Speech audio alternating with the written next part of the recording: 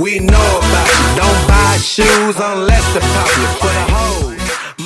What is up, YouTube family? So today in this video, what we're going to be talking about, I have Caleb over here. We're going to be talking about his 2.0 turbo 2008 Audi A4. We're just going to be talking about what we've done to it, a little bit of quick review on how the drive quality is of his car, and what he likes about it, doesn't like about it, stuff like that. How's it going, guys? It's been a few days, I know. Schedule lining up, but so the Audi, that's the real question. I'm loving it so far. It's fantastic. Thing drives amazing. After we replaced that tie rod end, I've only had a little bit of shimmy in the wheel since then. We're going to take a little bit closer of a look at that, double check some of the tie rods, like, you know, the inner and the outer, make sure there's not some excessive play, that kind of stuff. Other than that, though, thing drives just beautifully, and I just absolutely love it. The crazy part is for 2008, it has what, 76,000 miles on it? I think I've just hit about 78,000 miles on an 08. So that's pretty impressive. You know, whoever had it before really didn't drive it that much. So it's in pretty solid condition. But yeah, just to kind of recap some of the stuff I guess that we've done to it. You know, we changed out the cabin filter, the air intake filter. There was a nice little nest in there that we got to clean out. That was fun. We did, you know, our first oil change on it. Dealership told us they did it. They definitely did not do that. The oil was nasty. Did some tire rotation on it. Got an alignment. We seafoamed it. Yeah. That didn't turn out as we expected. Yeah. For the seafoam. What's actually kind of interesting is about a week ago I was starting my car up, and I looked out the side and I noticed a little puff of a cloud, or like a little bit of smoke. So I revved it a little bit and I saw a little bit more smoke. It was kind of interesting. So I'm not really sure if that's just like some remnants, you know, from the seafoam pushing out some carbon buildup. I highly doubt it. I think it's probably just a little bit of carbon buildup that just came out on its own.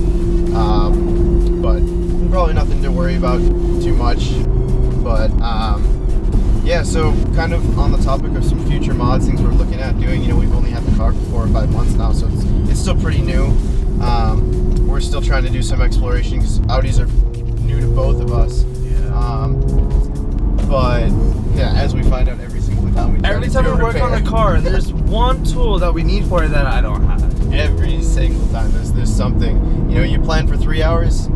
Well, we've now learned to plan for double that, because that's what it takes. So yeah, some of the stuff that we're thinking about coming up soon. Obviously wrap. Like, I love the gloss black color, but I really just want to change it. I want to make it something fancy. Right now, I have been stuck on diamond white, but more recently I've actually really been considering Nardo gray. I took a look at some of the stuff last night and was just Googling images for a while, and I am really falling in love with Nardo gray on the Audi. So it's going to be a toss-up. If anybody has any feedback on those, you know, give us some comments, let us know. That'd be awesome. If anyone has seen the diamond white on an Audi. I have not seen it in person yet. Jesus. But yeah, we're just kind of having that as a toss-up right now. I don't know how Momo feels about that. What do you think? So, like, my thing with the Nardo gray, because that's the color, if you check out my previous videos, that's the color I was originally going to be doing with this car. And then, so I don't know. I think I actually talked him out of doing Yeah, he talked me out of it on this car. And then to do matte gunmetal gray. Yeah. He's like, dude, this is phenomenal. This is great. Do this color. I was like, all right. So he did it, and it did turn out great. It was awesome. It looks so much aggressive. Then I was like, damn, I wonder how the car would look if I did that Nardo gray. But like, again, with the diamond white, it depends. Like, I feel like it's gonna go with what we do with the car, like more with performance, or if it's gonna be like a VIP show car, you know, for aesthetics, for looks. And the diamond white does look good with that versus Nardo gray. So to give you a little background on like why I have an Audi and how I even got into the car scene, I've always wanted to. I never really had a friend that was into the car scene before. I moved to Texas last October, and I just got into a lease. It was a 2015 Nissan Altima SL line, and this thing was sweet. Loved it. Didn't have any problems with it.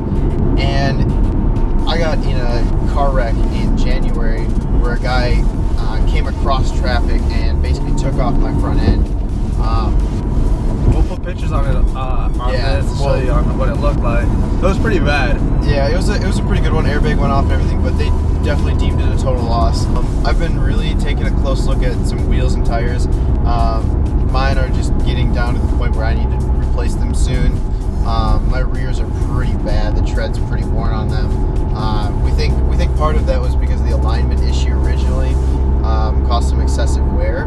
But another thing is, so he has a 2008 Audi S-Line for the 2.0 turbo. But for the S-Lines, they come with an 18-inch wheel.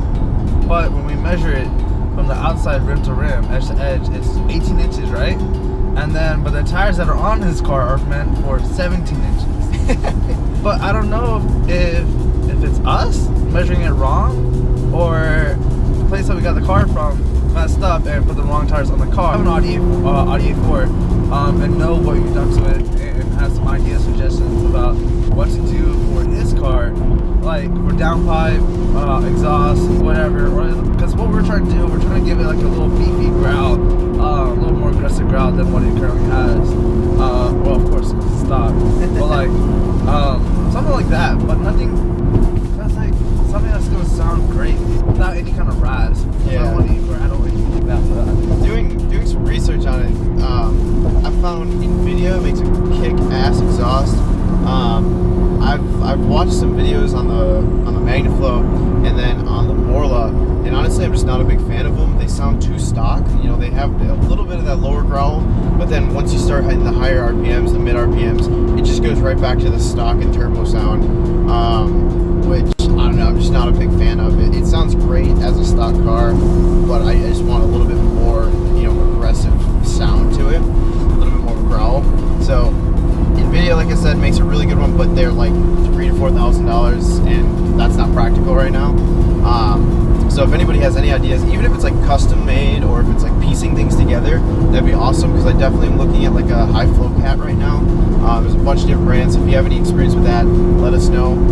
We're looking for a high flow cat, and then basically cat back exhaust. That would be easiest. We obviously don't have to do that. So if there's a high flow cat you know of, and then a downpipe after that, let us know, and then we can kind of go from there. But yeah, definitely let us know. Give us some information if you have any. What else are we looking to do on that? Later on, I want to put a body kit on that car. Yeah, that's one thing I was actually looking into a couple days ago. I was looking at to see if we could find any kind of like wide body kits, because wide body kits, dude, they look sick on Audis. Yeah, like in my previous video, like I'm explaining to you guys, me and Kayla are going to try and make our own wide body kit for my car, but we're not going to do that until I find another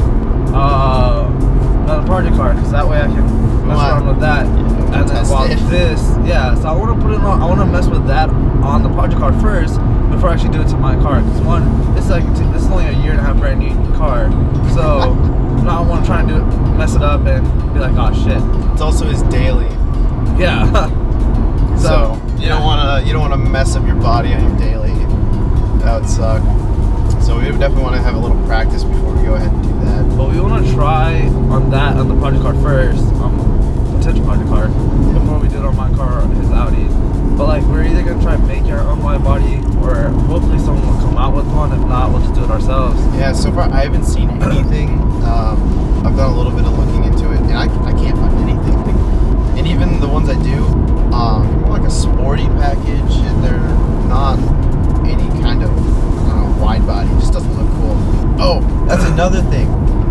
I want a full front grille. So if you guys know of any front grills that are reasonably priced, the one I found that without a front license plate holder. No license plate holder. I'm not messing around with that. If I get one of those fix-it tickets, I'll throw a one of those the toe tag, or sorry, the tow hook on, and I'll throw it on that, just to make them happy and show them that I did a license plate on it. But no, I'm not messing around with it. I want a full front grille.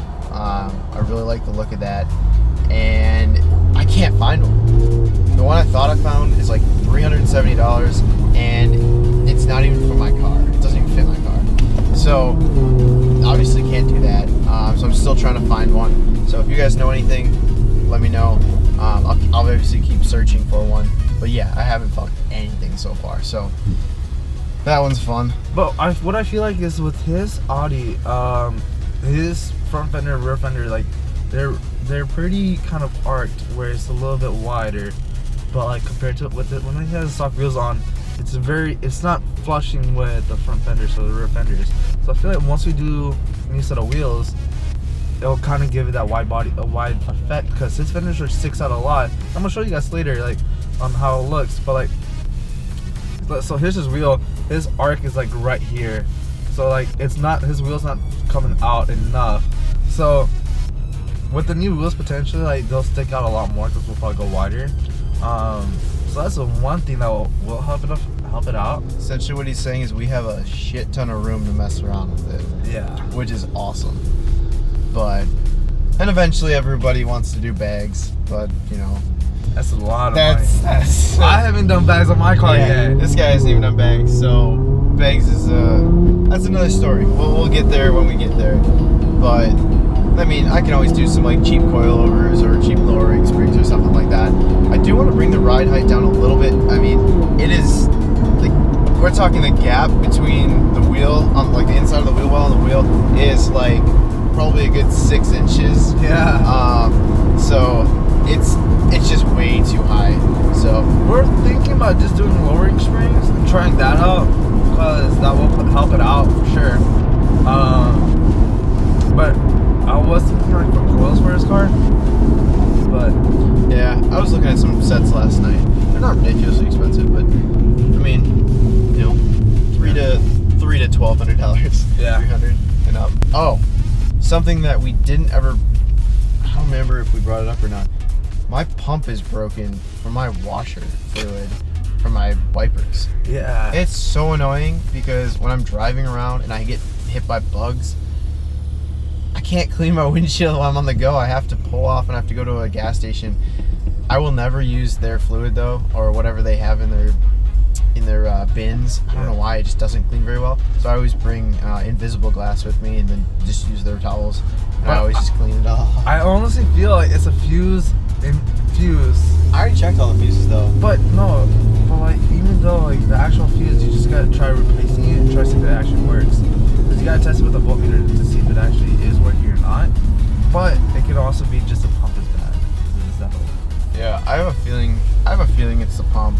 It's probably pretty old. I mean it is old, 9-year-old-ish. But we'll get there. I don't know. That one's a pretty easy one to figure out too. Like I said, I'm pretty sure it's not the fuse. I've checked them, but we can also do that voltmeter. That's a good idea, just to make sure the fuse is actually there's any electricity going through the area. That's not a bad idea. I wrapped 2 of my pieces on the interior in brushed aluminum. So that was pretty cool. I like that. Yeah. It looks really good. I still have the gloss black on the inside. I don't know if we ever, you might have seen it in a video or two. Not sure though. But I think I'm gonna change out the gloss black to brushed aluminum here in the next probably couple months. So in his car originally it was wood grain, and I told him it looked like a fucking grainy car. It does. It looks really. It looked really. Like I understand some people have that, like love that aesthetics that look to that car, the grain, but like the wood grain. But like for us kids, like we're like no. No, I want a little more sporty look. Yeah, we'll kind of see what we're gonna do. We'll kind of keep updating everybody. Let you know what we're gonna do. Throw out some more videos. Hopefully, we'll be making some more in the near future. Kind of keep going with a little bit more than maybe one every week, one every 2 weeks, something like that. Give you some more content.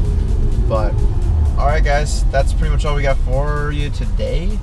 If you have any comments, likes, subscribes, thumbs up, go ahead and do that for us. Follow us on Instagram.